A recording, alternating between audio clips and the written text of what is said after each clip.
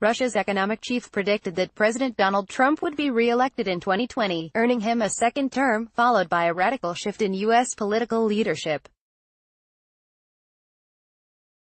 Russia Economic Development Minister Maxim Oreshkin told students gathered at Kommersants Academy of Journalism that the likely political scenario in America is that Trump will be re-elected for a second term and later he will be replaced by a Democrat, who will be an extreme leftist. "I see this as the most probable scenario." He added that a left-wing Democrat could emerge now if America comes up against an economic crisis earlier than by the next election, as translated by Russia's state-run TASS news agency. Oreshkin then suggested that Trump's success was tied to global events and the course of a country that was not a society of equal opportunities anymore. America's shattered stability is visible in its economic performance, Oreshkin continued.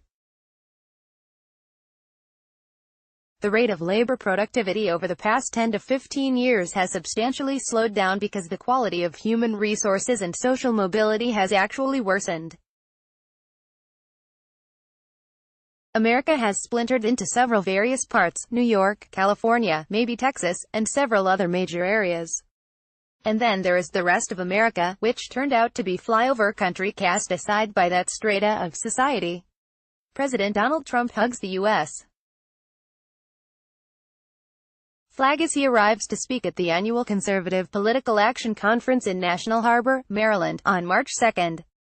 The Republican leader has so far survived several high-profile scandals and an ongoing investigation into his alleged ties to Russia throughout his first term. Nicholas Cam, AFP, Getty Images. Oreshkin went on to criticize the accumulation of U.S. wealth by only 20 companies and 1 million people, according to his estimate. He said that the dissatisfied population who lost out in this process have been told now that China and Mexico, which snapped up their jobs, are entirely to blame for this, giving Trump a platform for his agenda. Oreshkin said that's why even though he lost New York and California, the majority of voters cast their ballots for him. Trump actually lost the popular vote by a margin of nearly 3 million in 2016. The election was fraught with controversy, as the two-party top runners, Trump, a billionaire real estate mogul with a celebrity background and no prior political experience, and his Democratic opponent Hillary Clinton, a former Secretary of State and New York Senator who was once the First Lady, battled it out with vitriol. As Clinton faced scrutiny for having used a private email server during her tenure as the nation's top diplomat and of conspiring against Democratic Socialist contender Senator Bernie Sanders, the Trump campaign was accused of potentially colluding with Russia to secure the election. Trump has continued to face investigations into alleged ties between his bid for the highest office in the nation and Moscow. Both the president and his Russian counterpart, Vladimir Putin, have repeatedly denied any such connections, and a nearly 2-year investigation has yet to produce any evidence, though several figures close to Trump have faced legal ramifications. Following the indictment and recent testimony of Trump's personal lawyer Michael Cohen, speculation has mounted about an impending report to be issued by special counsel Robert Mueller.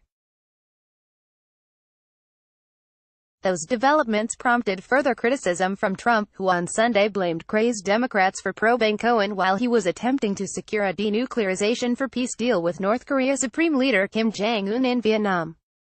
On the same day as Trump's tweet targeting Democrats, NBC News and The Wall Street Journal released a poll finding that 45% of voters would back the president in his re-election bid, while majorities of 58% challenged his honesty and credibility, and 60% disapproved of his decision to declare a national emergency in order to secure funding for his border wall project designed to stem the flow of undocumented immigration into the U.S. Democratic presidential candidate Independent Senator Bernie Sanders of Vermont speaks to supporters at Brooklyn College, in New York City, on March 2. Sanders, a Democratic socialist critic of President Donald Trump, held his first rally of the 2020 campaign for the Democratic Party's presidential nomination in his hometown. Spencer Platt, Getty Images. A Washington Post-ABC poll from late January came to a similar result of 56% of people in the U.S. saying they would definitely not vote for Trump.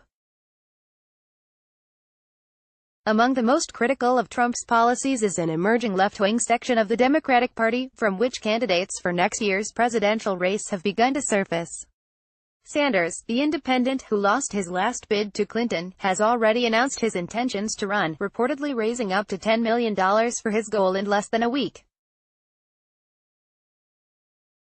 Among those joining him would be Hawaii Representative Tulsi Gabbard, a fierce critic of U.S. military interventions abroad.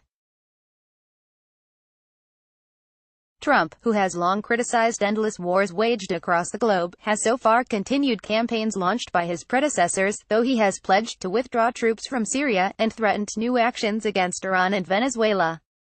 While Trump has been accused of working with the Kremlin to win the presidency, relations between Washington and Moscow continue to decline. The two countries, widely considered to be the world's leading military powers, have clashed over opposing international agendas, with both charging the other with destabilizing activities abroad. Addressing the Conservative Political Action Conference in National Harbor, Maryland, on March 2, Trump railed against the socialist nightmare policies of his Democratic opponents and told the audience that we're going to do even better in 2020.